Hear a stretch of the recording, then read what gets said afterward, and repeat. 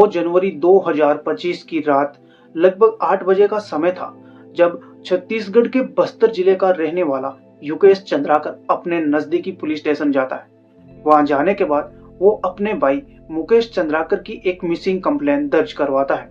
Yukesh police को बताता है कि आज सुबह से ही लगातार वो अपने भाई को फोन कर रहा है, लेकिन उसके भाई मुकेश का फोन बार बार स्विच ऑफ आ रहा था। आगे वो पुलिस को बताता है कि वैसे तो मुकेश का फोन स्विच ऑफ आना कोई बड़ी बात नहीं है, क्योंकि मुकेश एक पत्रकार है और अक्सर या तो रिपोर्टिंग करने जाने के दौरान मुकेश अपना फोन स्विच ऑफ करता या फिर कभी कभी बस्तर के जंगलों की तरफ जाने के दौरान उनके मोबाइल का नेटवर्क चला जाता।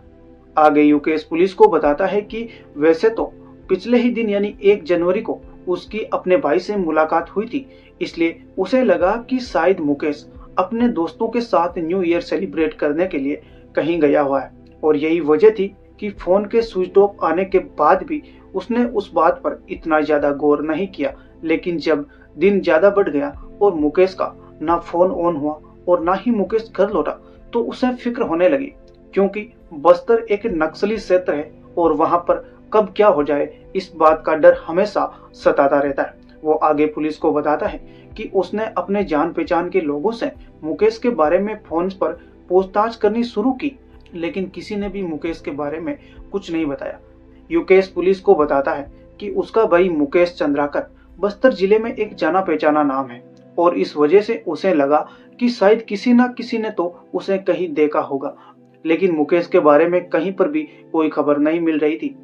और अब दोपहर से शाम हो जाती है, लेकिन फिर भी मुकेश उसे कहीं भी नहीं मिल रहे थे और इस वजह से वो पुलिस स्टेशन में एक मिसिंग कंप्लेंट दर्ज करवाने आए हैं। अब पुलिस युकेश चंद्राकर की रिपोर्ट के आधार पर एक मिसिंग कंप्लेंट दर्ज करती है और फौरन मुकेश की तलाश करने में जुट जाती है। इधर युकेश भी गूगल से मुकेश की एक्टिव लोकेशन निकालते हैं और वो लोकेशन थी 1 तारीख की रात को मुकेश बीजापुर शहर के चट्टानपारा बस्ती के एक फार्म हाउस में गए थे। अब देर रात पुलिस भी उस फार्म हाउस में जाती है और वहां पर एक एक रूम की बारीकी से तलाशी ली जाती है, लेकिन पुलिस को मुकेश चंद्राकर कहीं नहीं मिलते। इसके बाद पुलिस और भी कई जगहों पर मुकेश को तलाश करती है, लेकिन पुलिस के हाथ खाली रहते हैं। मुकेश को जानने वाले उसके यार दोस्त सभी पूरी रात मुकेश को खोजते हैं, लेकिन मुकेश की कोई खबर नहीं थी और अब रात से सवेरा हो जाता है और मुकेश अभी भी लापता थे।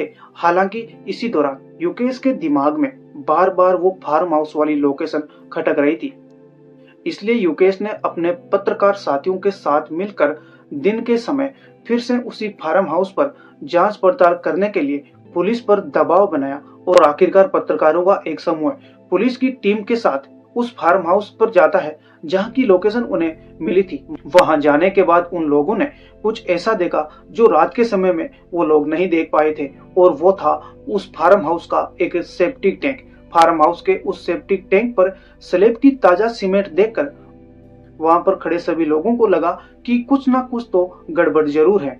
इसके बाद युकेश और पत्रकारों ने पुलिस से वो स्लैब तुड़वाने की रिक्वेस्ट की और आखिरकार दोपहर 3 बजे के आसपास पुलिस ने उस स्लैब को तुड़वाना शुरू किया। जब स्लैब टूटती है और टूटने के बाद उस सेप्टिक टैंक को खोला जाता है तो वहां का नजारा देखकर सभी के होश उड़ जाते हैं, क्योंकि उस सेप्टिक टैंक के अंदर मुकेश चंद्राकर की लाश दफन थी। मुकेश चंद्राकर की जो बॉडी थी उसकी कंडीशन बता रही थी कि मुकेश की किस कदर बेरहमी से हत्या की गई थी। वहां पर मौजूद पुलिस के साथ साथ पत्रकारों ने आज तक ऐसा भयानक मंजर कभी भी नहीं देखा था। मुकेश का कत्ल इतनी बेदर्दी से किया गया था कि पोस्टमार्टम करने वाले डॉक्टर ने कहा कि उसने अपने 12 साल के करियर में आज तक इतना भयानक मंजर नहीं देखा था। मुकेश की बॉडी पानी में डूबे रहने की वजह से पूरी तरह फूल चुकी थी। मुकेश के सर पर 15 से ज्यादा भी फ्रैक्चर थे। मुकेश का हार्ट और लीवर पूरी तरह से डैमेज था। उनके शरीर की कई हड्डियां लगभग पूरी तरह से टूटी हुई थी। इस ब्रूटल मर्डर का सच, इसके पीछे छिपी असली वजह और इसमें शामिल लोगों के काले चिट्ठों के बारे में जब आप लोग जानोगे तो न केवल आपका खून खौल उठेगा, बल्कि आप ये सोचने पर मजबूर हो जाएंगे कि क्या सच का साथ देने वालों का भी अंजाम ऐसा हो सकता है। तो आइए जानते हैं कि आखिर मुकेश चंद्राकर कौन थे और क्यों इनकी बड़ी ही बेरहमी से हत्या कर दी गई थी। Welcome to JP the Spy. My name is JP Saran and you are watching Mukesh Chandrakar brutal murder case. Mukesh Chandrakar का जन्म छत्तीसगढ़ के बीजापुर जिले के बासागुड़ा गांव में हुआ था।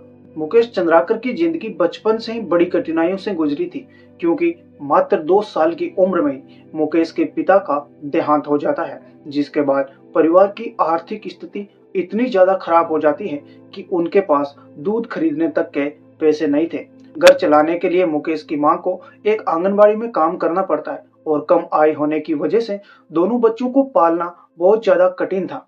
लेकिन जैसे तैसे मां ने अपनी इच्छाओं को मारा और अपने दोनों बच्चों की पढ़ाई में कोई भी कमी नहीं आने दी। जिस इलाके में चंद्राकर परिवार रहा करता था, वहां पर नक्सलियों का बहुत ज्यादा आतंक था। नक्सलियों का आतंक इतना था कि एक बार जब युकेश और उनके दोस्त की पुलिस फोर्स को ज्वाइन करने की खबर गांव में फैली, तो नक्सली उन दोनों को गांव से उठाकर अपनी पंचायत में ले जाते हैं और उस पंचायत में या तो उस इंसान को बुरी तरह से मारते पीटते या फिर मार भी देते थे, जिनका किसी भी तरह से पुलिस से कोई कनेक्शन होता। अब छत्तीसगढ़ में नक्सलियों का आतंक समाप्त करने के लिए वहां की राज्य सरकार ने सलवा जुडूम नाम का एक आंदोलन चलाया, लेकिन फिर धीरे धीरे यही सलवा जुडूम करप्ट होता गया और फिर वही लोगों पर अत्याचार करने लगा, जिसकी भेंट में चंद्राकर परिवार भी आ जाता है और चंद्राकर परिवार को सलवा जुडूम के राहत कैंपों में रहने पर मजबूर होना पड़ता है। मुकेश के परिवार की हालत बहुत ज्यादा खराब हो गई थी, यहाँ तक कि मुकेश ने महुआ और इमली भी बीन के बेची और जो पैसे मिले उनसे वो अपनी जरूरत के सामान खरीदे। लेकिन मुकेश की जिंदगी में दुख वैसे भी कम नहीं थे और इसी दौरान उनकी मां भी कैंसर की बीमारी के चलते गुजर जाती हैं और अब बस दोनों भाई यानी युकेश और मुकेश ही एक दूसरे का सहारा थे। मुकेश अपने गांव के आसपास के एक गैरेज में एज ए मैकेनिक काम करते हैं। वहीं दूसरी तरफ उनके बड़े भाई युकेश फ्रीलांस जर्नलिज्म में अपना हाथ आजमा रहे थे।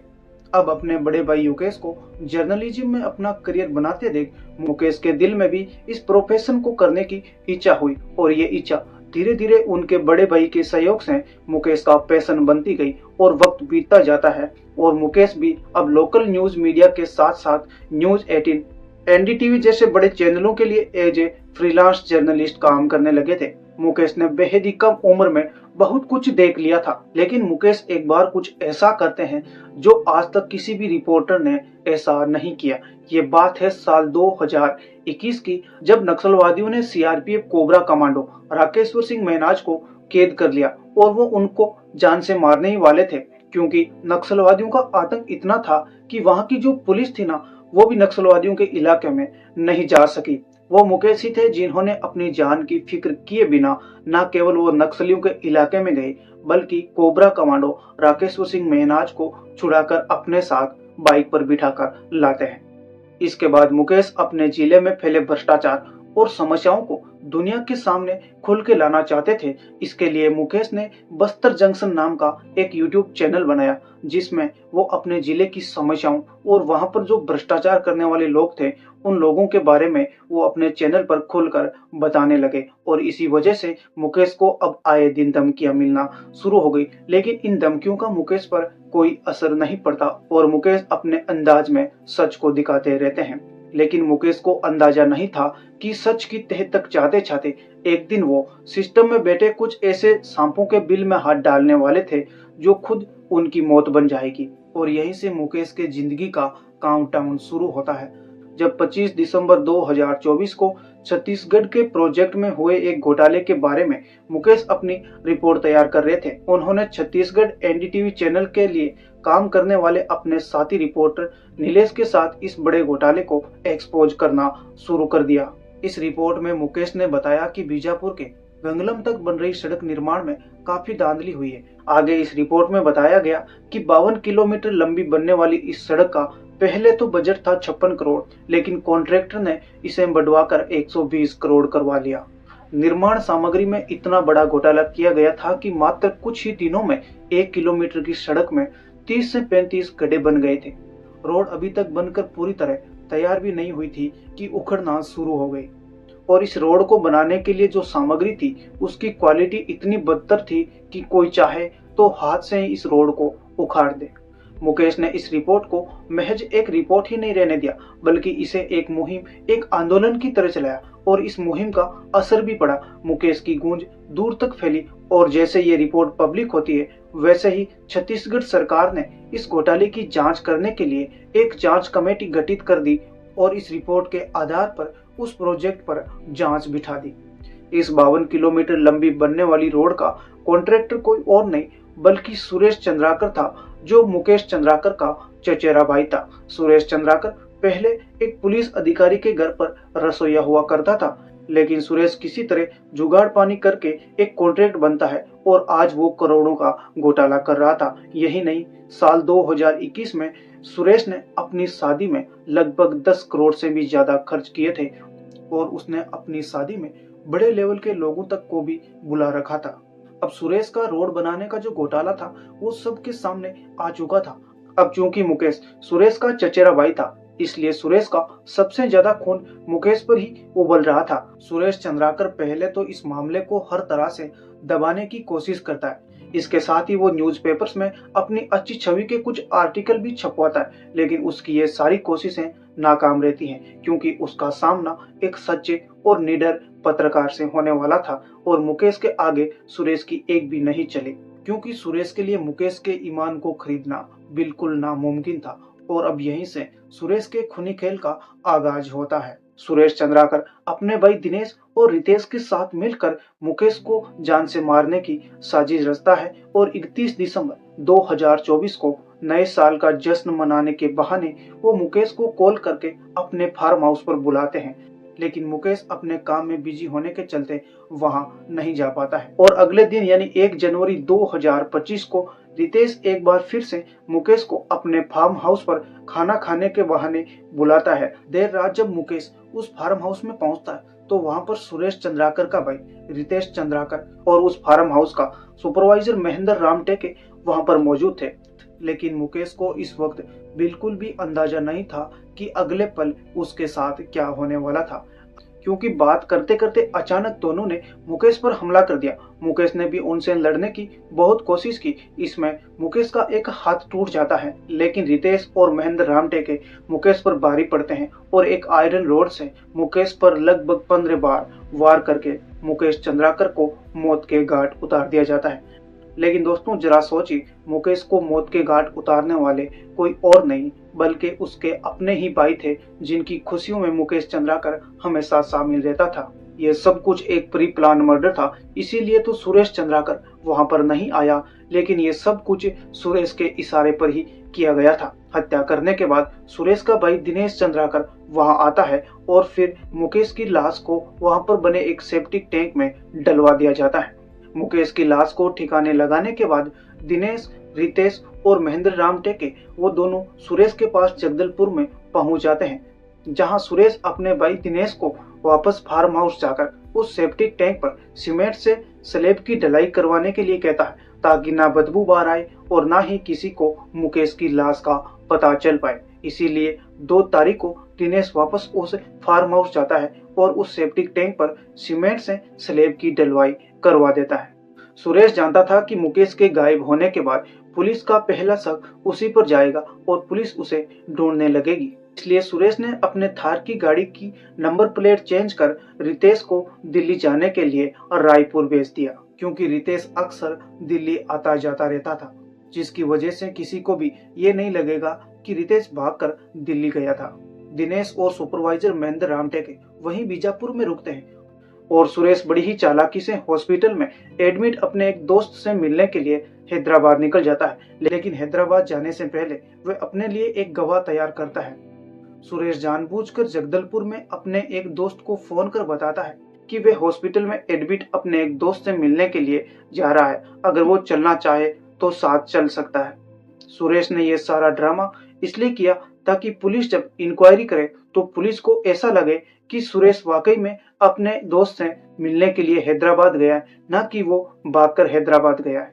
इसके बाद पुलिस 3 जनवरी को मुकेश की लाश मिलने के बाद आखिरकार दिनेश और महेंद्र रामटेके को अरेस्ट कर लेती है, साथ ही रितेश को भी रायपुर से गिरफ्तार कर लेती है। लेकिन सुरेश अभी भी फरार था, जिसको पकड़ने के लिए एसआईटी ने 200 सीसीटीवी और 300 मोबाइल नंबर की लोकेशन ट्रेस की, जिसके बाद हैदराबाद में अपने एक दोस्त के घर में छुपे बैठे सुरेश को पुलिस गिरफ्तार कर लेती है और फिर उन तीनों को थाने में ले जाकर कड़ाई से पूछताछ करती है, जिसमें उन तीनों ने एक सच्चे और निडर पत्रकार मुकेश चंद्राकर की हत्या करने की बात कबूल कर ली। तो दोस्तों, आपको क्या लगता है कि वाकई में पुलिस मुकेश चंद्राकर के कातिलों को सजा दिलवा पाएगी, या फिर ये कातिल बाकी अपराधियों की तरह ही जेल से कुछ समय के बाद बाहर आ जाएंगे? बाकी आप सभी की तरफ से मेरी भगवान से यही दुआ है कि वे स्वर्गीय श्री मुकेश चंद्राकर जी की दिवंगत आत्मा को अपने चरणों में स्थान दे। जय हिंद, वंदे मातरम।